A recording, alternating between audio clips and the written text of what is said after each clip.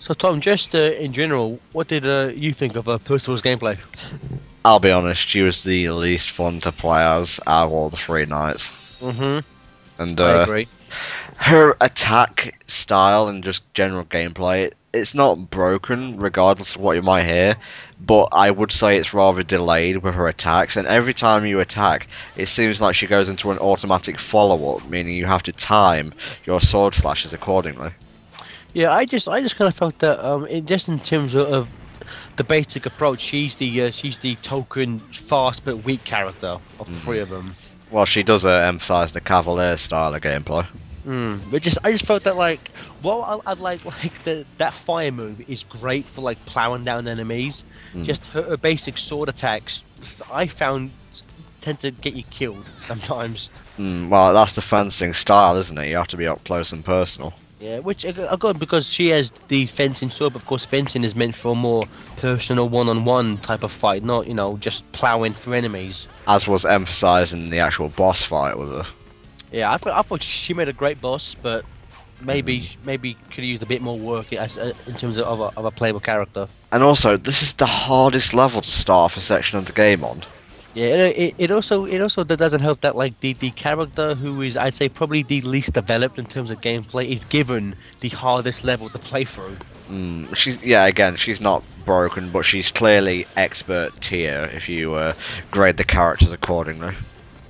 Again, like Blaze is kind of like the character that like the most skilled player at this game would play through and like use her well, but like for first time playing through with her, not the best to use.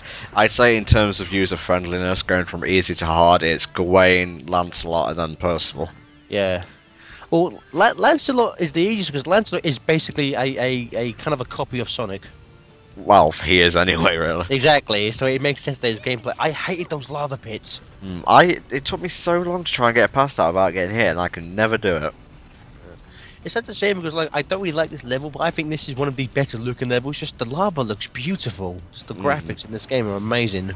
Not kind of on par with Mario Galaxy, but definitely a step up from Secret Rings. Well, again, like you say that, I don't think any game will come close to beating Galaxy unless Nintendo make another Mario sequel. But it has been stated by reviews that even people who hate this game and other Sonic games do comment that Sega is one of the only third-party developers who actually take the time to kind of push the Wii to its limits. Nintendo and Sega have a very good working relationship nowadays. I think it's kind of odd, back they were the worst of rivals, and now you could argue that they're almost the best of friends now in terms of like video game companies.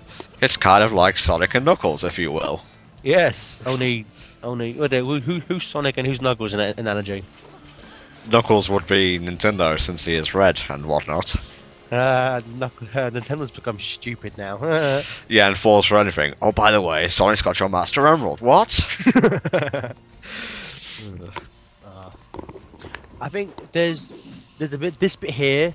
I think it works quite well with Blaze because she can just run off walls, but like doing this with like say Gawain is damn near impossible. Well, it's kind of hard with Gawain. When it works fine. But as you'll see in part 12, I had a bit of trouble in Great Megalith. There's a bit where Tom takes like half a minute to try and get up this tiny wall. It's hilarious. Hey, fuck you! It was complicated, all right. I just want to take this chance to just say to everyone to subscribe to the Sonic Show, whether it's on the RSS feed on the website or on iTunes. Just subscribe to it. Subscribe twice. Fuck it, subscribe 3 times. Are we really that much of a consumer whore now, Gareth, for the Sonic Stadium? I'd say yes, but that's just because Jay Disco Ponies told me that the more people that subscribe to the Sonic Show due to our playthrough, the more monies we get paid next time. Great success. Let me think about that for a second. Well, we've always got to have money. My boy, I wonder what's for money. That's terrible, and you know that was my joke. The thing about this cutscene is no matter who you play the level as, you always get Blaze in the cutscene. Like, I actually played as Shadow. That's what this cutscene was actually following. And playing as Shadow is actually easier to finish that stage with. Because of course you have Chaos Punishment! That's so lame! Badass. I hate this level so much, so Tom, you explain it while I go and throw up. if I must, mastery stages, as it says, you're only allowed a set amount of sword swings. It's not always 10, sometimes it's like 5 or whatnot, depending on how long the level is. Most of them, I'm not sure about all of them because I haven't had the chance to play that far, have set enemy triggers, and basically, if you kill certain enemies, it will take down the barrier that's blocking your route to the exit. So basically, it's trial and error in working out which ones lower the barrier, and then you have to go through using your sword swings accordingly. I just hated this level. It wasn't as fun the 50th time through.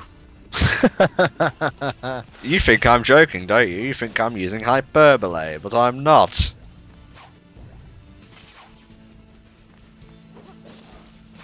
This is almost as bad. This is almost as bad as Lancelot Returns.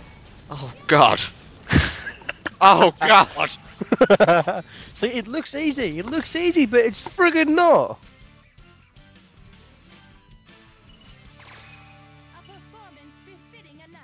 A performance befitting a knight. Shouldn't she be classed as a dame now? Yeah.